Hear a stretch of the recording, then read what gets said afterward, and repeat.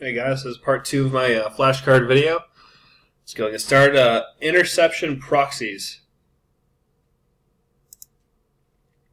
Software that sits between a client and a server, basically a man in the middle, and allows requests from the client and responses from the server to be analyzed and modified. Internet content filter. A software application or a gateway that filters client requests from various types of online information, as in the web, FTP, IM, and so on. The filtering software can work on the basis of keywords, URLs, time of day, total browsing time, and so on. Load balancer. A type of switch or router that distributes client requests between different resources, such as communication links or similarly configured servers. This provides fault tolerance and improves throughput. Network time protocol. A TCP/IP application protocol allowing machines to synchronize to the time clock. This protocol runs over UDP port 123. If you've ever noticed, you try to go on to like Internet Explorer or Chrome, and it says your time's wrong, and it won't let you go to any of the websites. That's actually a like safeguard because something is jacked up, so they want you to change your time clock back or synchronize it to the internet time. If you're traveling around, you'll see that happen too. Proxy autoconfig, also known as PAC. A type of script that allows a browser to select and configure an appropriate proxy server address and port number without requiring user intervention. This script can also be used to maliciously try to redirect browsers to phishing sites. Personal software firewall. A firewall implemented as applications software running on the host. These can provide sophisticated network traffic filtering and block processes at the same application level. Proxy server. A server that mediates the communication between a client and another server. This server can filter and often modify communications as well as providing caching services to improve performance. Storage area network. Network dedicated to housing data, typically consisting of hard drives or solid-state drives, and servers connected to switches via host bus adapters. Data access in these types of networks is handled at block level. Sinkhole. This type of routing is a means of mitigating a denial of service attack by redirecting traffic away from the production network. Unified threat management. All-in-one security appliances and technologies that combine the functions of a firewall, malware scanner, intrusion detection, vulnerability scanner, data loss prevention, content filtering, and so on. Web application firewall. Specialized host firewall designed to prevent attacks against web applications such as SQL injection or XSS. The access control list. The rules by which a packet filtering firewall is configured. Each rule defines a specific type of data packet and the appropriate action to take when a packet matches the rule. You'll see this in like changing your firewall rules and stuff. Application aware firewall, also known as an application layer gateway, stateful multi-layer inspection, or deep packet inspection. These can inspect the contents of packets at the application level or layer. Distributed reflection denial of service. An attack that spoofs the victim's IP address and attempts to open connections with multiple servers. Those servers direct their sync attacks responses to the victim server, rapidly consuming the available bandwidth, also known as an amplification attack. Scheduling algorithm. The code and metrics that determine which node is selected for processing each incoming request. Methods include picking the next node or picking the node with the fewest connections or best response time. Antivirus is pretty self-explanatory. Soft cable detecting and removing virus infections, and in most cases other types of malware such as worms, Trojan, rootkits, adware, spyware, password crackers, network mappers, denial of service tools, and so on. Behavior-based monitoring. A cyber that monitors a system for malware infection, intrusion detection performance may be configured to recognize baseline behavior or controversially alert administrator of anomalous behavior. So basically, if it sees anything that's going away from the normal baseline of things, it might get triggered. Configuration baseline. The initial settings for service and policy configurations for a server operating a particular application role, web server, mail server, file print server, and so on. In Windows, the current configuration can be compared to the initial configuration defined in the security template using the security configuration analysis tool.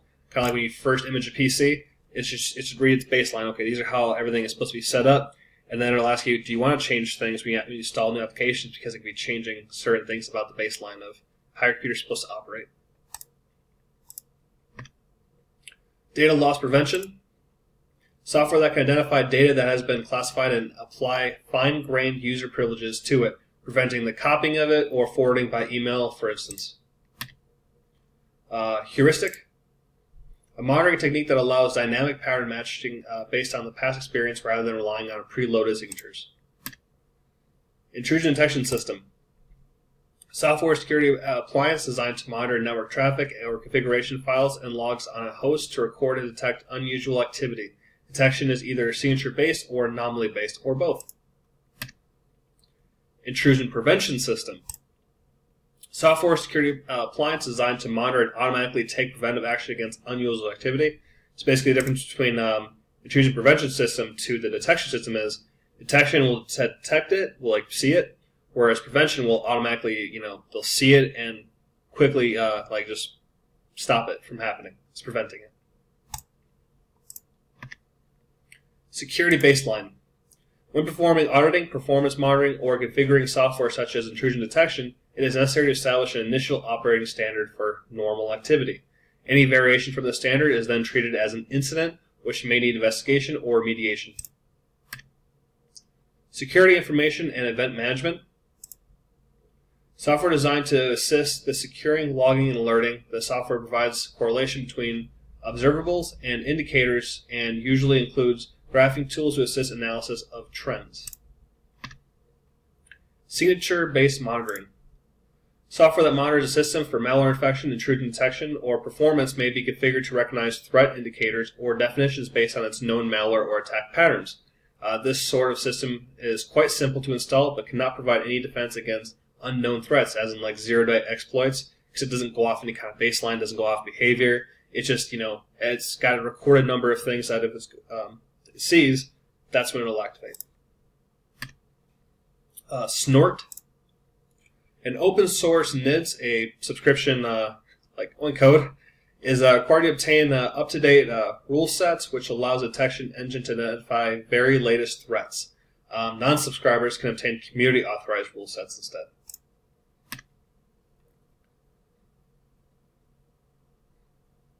sysinternals, it's a tough one. A suite of tools designed to assist with troubleshooting issues within Windows. Sylog, a protocol enabling different appliances and software applications to transmit logs or event records to a central server. TAP, a device used to eavesdrop on communications at the physical layer. An Ethernet version of this device can be inserted between a switch and a node, while passive versions of the device can intercept emanations from unshielded cable. I mean, you kind of just click one of these onto a cable if you want. It pierces it. Network IDS intrusion detection system. A packet sniffer, referred to as a sensor with an analysis engine to identify malicious traffic, and it can also allow configuration of the system, typically placed inside a firewall or close to the server of particular importance. Passive detection. The approach used by the IDS to log intrusion incidents and either display an alert at the management interface or email the administrator account. This type of detection does not slow down traffic and is undetachable by the attacker, but can cause a delay in response. Active response. The approach used by the IPS to interfere with a network threat by ending a session, applying a temporary filter on the firewall, or even throttling bandwidth to attacking hosts. Event log. Records events that occur within an operating system or software application, used to diagnose errors and performance problems. Usually we get an error for installing something or imaging a PC. It's got event logs on there, and we can usually look at the event log after the fact to say, okay, where did it go wrong?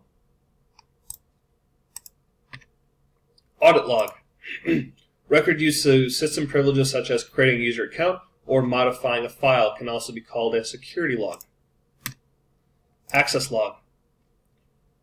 Records each connection or request for a resource. Security threshold. Points of reduced or poor performance or change in configuration that generate an administrative alert. Examples include low disk space, high memory, and failed logons. Antenna. Specifically arranged metal wires that can send or receive radio signals. Yeah, they're antennas. Bluetooth, we should all know about this. Short-range radio-based connectivity protocol used by many smartphones, peripherals such as wireless headsets, and other devices. There's Bluetooth, all kinds of cool stuff. Even light bulbs. You can have Bluetooth ones of those too. Bluejacking. The process of sending someone an unsolicited message or picture message using a Bluetooth connection. Blue snarfing. Process of hijacking a Bluetooth device using some software exploit. Captive portal. A secondary authentication mechanism for open access points on connecting the user's browser to redirect it to a server to enter credentials and possibly payment for access.